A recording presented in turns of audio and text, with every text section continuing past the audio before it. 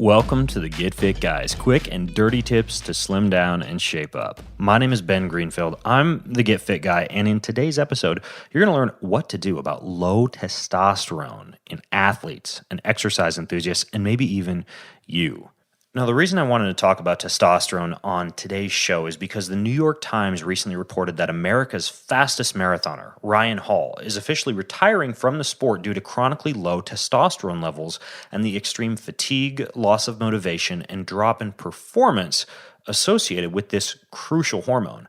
So let's discover how both male and female athletes get low testosterone and what can be done about it. So let's start here. What is testosterone? Well, it's a steroid hormone that helps you increase lean muscle mass and bone density, and beyond simply helping you have a nice body, it's also crucial for good health. Low levels of testosterone in both men and women can lead to a number of serious health conditions like increased risk of depression and low sex drive, obesity, osteoporosis.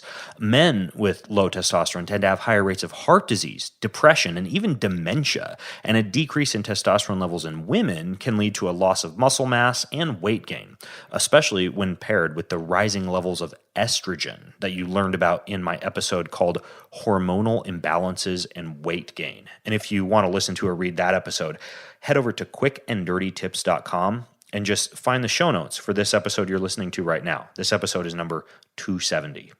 Now, there are entire industries, as you probably know, built up around herbal and pharmaceutical pills and capsules, lotions, injections, superfoods, and other methods for increasing testosterone. And athletes like Ryan Hall need to be especially careful with these type of substances due to sport regulations and also due to the fact that you can't just supplement or pill pop your way out of a training or a diet program or lifestyle that doesn't support optimization of your hormone levels. So there are many risks to using something like testosterone replacement therapy and a lot of these supplements, and I go into them in the episode, Should You Take Testosterone to Get Fit? I'll link to that as well over at quickanddirtytips.com. So how can you excel at sports or exercises as much as you need for your goals without depleting your testosterone or your hormone levels?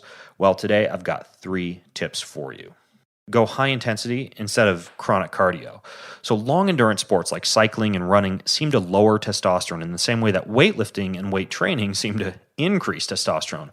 For example, one 2003 study found that testosterone levels were significantly lower in endurance cyclists than age-matched weightlifters, or even an untrained control group. Some researchers have even concluded that this type of low testosterone in endurance athletes is an adaptation that gives cyclists or runners an actual competitive advantage, since the extra muscle mass from testosterone could theoretically slow you down.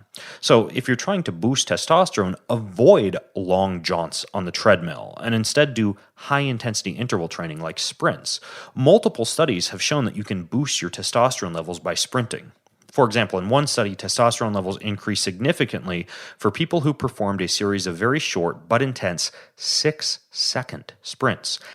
And testosterone levels remained high even after those folks had finished the sprint workout. So how can you implement the strategy of sprinting to increase testosterone?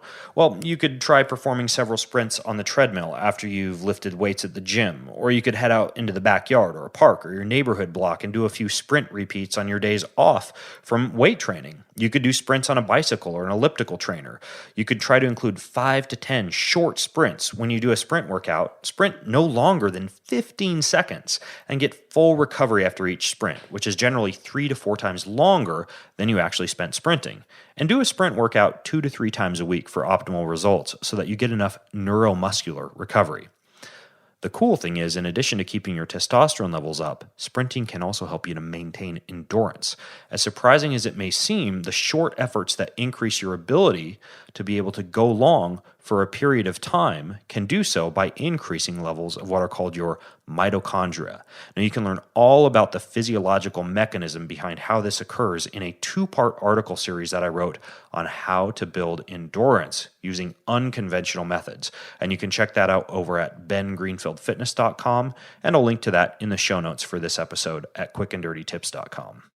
Now, tip number 2 is to lift heavy weights using 3 things: forced reps, legs, and long rest periods. While you can do high reps with low weights or low reps with high weights when you weight train, studies have shown that it definitely takes heavy weights to significantly boost testosterone.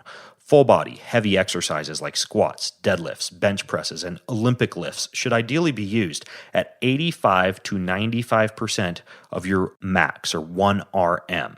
Now, you need to do 2 to 3 full body weightlifting workouts per week to get good testosterone boosting results. If you're a beginner or you're new to weight training, don't let this concept of heavy lifting scare you away. You can simulate many of these exercises on weight training machines until you're strong and skilled enough to perform things like free weight, barbell, or dumbbell versions. When lifting heavy weights, use long rest periods if your goal is to increase testosterone. Studies have shown that very short rest periods are not as efficacious for increasing testosterone as longer rest periods of around 2 minutes between sets. Now, considering what you've just learned about lifting heavy weights, this makes sense, since the shorter the recovery periods, the less weight you're going to be able to lift. But it can seem like a waste of time to be sitting on your butts for 3 minutes between each exercise. So if your goal is to increase testosterone, I recommend you maximize your time at the gym by doing alternate activities during long rest periods, like stretching, or better yet, exercises that don't stress the same muscles that you just worked. So for example, if I do a set of heavy squats, I might follow that up by going in the corner and doing some foam rolling for my back, or some back bridges, or perhaps a little bit of abdominal work, and then coming back and doing the squats after I've recovered. Now, the next thing is that while lifting, you should try to incorporate forced repetitions. Now, to do a forced repetition, what you do is you perform a weightlifting exercise for as many reps as you can, and then you have a partner, aka a spotter, assist you with completing several additional repetitions, anywhere from 1 to 5 extra reps. Research shows that this type of forced rep set generates more testosterone than simply doing as many reps as you can do by yourself. Now, it's best to do force reps with a multi-joint, large motor movement exercise. For example, you could do a warm-up set of barbell squats, and then with a partner or a personal trainer or someone you ask at the gym to help you, you can choose a weight that allows you to do 5 to 6 repetitions on your own, but then requires an assistant to get another 3 to 4 reps done after that, for a total of 8 to 10 repetitions. And you could repeat this for anywhere from 2 up to 6 sets. While you don't need to perform forced reps for every workout or set that you do, if you're trying to increase testosterone, it can be especially helpful to do your last set of any exercise as a forced rep set.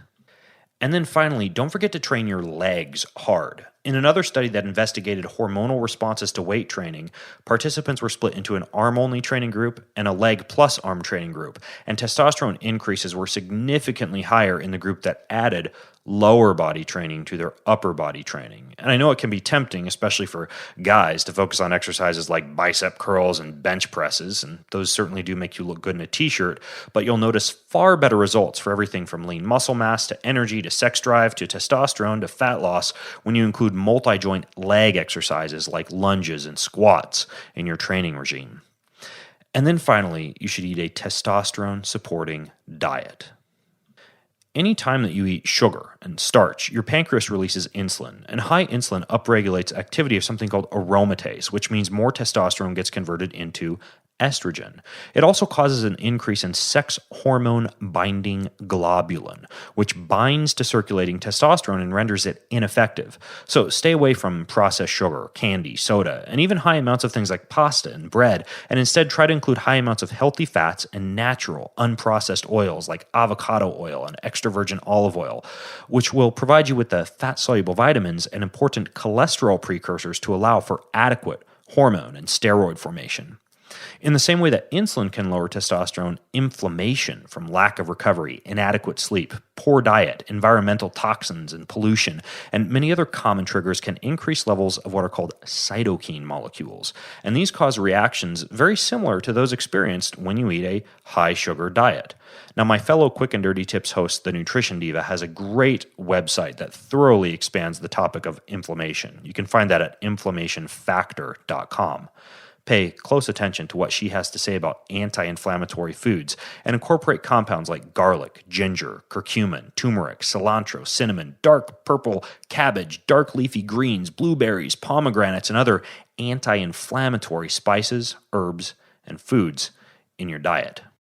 That's it. 3 simple steps to keep testosterone elevated. Avoid chronic cardio when there's an option to use intense training instead.